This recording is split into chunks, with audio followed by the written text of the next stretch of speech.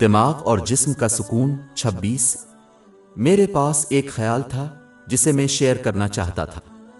مسلمان جو خاص مقدس مقامات مثلاً مکہ اور مدینہ کا سفر کرتے ہیں اکثر بیان کرتے ہیں کہ انہیں وہاں ذہنی اور جسم کا بہت سکون ملتا ہے۔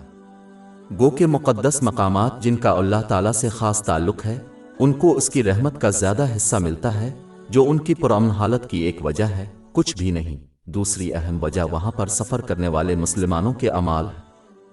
عام طور پر جو مسلمان ان مقدس مقامات کی طرف سفر کرتے ہیں وہ دن بھر اپنے اعمال اور تقریر میں اللہ تعالیٰ کی مخلصانہ اطاعت میں اضافہ کرتے ہیں۔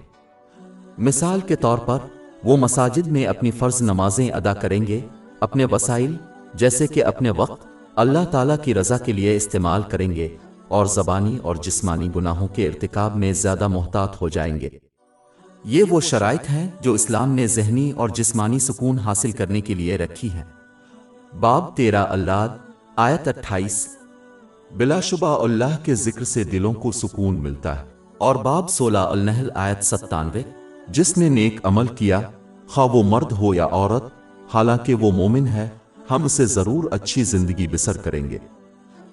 زیادہ تر معاملات میں جب مسلمان اپنے وطن واپس لوٹتے ہیں تو وہ اپنے روزمرہ کے کاموں میں اس اطاعت کو برقرار نہیں رکھتے، یعنی وہ ان وسائل اور نعمتوں کا استعمال جاری نہیں رکھتے جو انہیں عطا کیے گئے ہیں، جیسے کہ ان کا وقت اللہ کی رضا کے لیے، جیسا کہ قرآن پاک اور نبی پاک محمد صلی اللہ علیہ وسلم کی روایات میں بیان کیا گیا ہے۔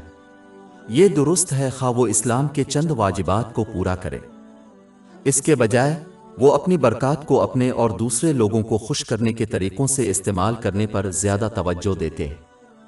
یہ انہیں ذہنی اور جسمانی سکون حاصل کرنے کے لیے اسلام کی مقرر کردہ شرائط کو پورا کرنے سے روکتا ہے۔ نجتا وہ غلط طور پر یہ ماننے لگتے ہیں کہ امن ایک خاص جگہ پر ہے، جبکہ یہ حقیقت میں اللہ تعالیٰ کی مخلصانہ اطاعت میں مضمر ہے اور اس لیے وقت اور جگہ کا پابند نہیں ہے۔ ہماری ویب سائٹ www.sheikhpod.com پر 400 سے زیادہ مفت e books, audio books, infographics, podcast اور بلاگ دستیاب ہے۔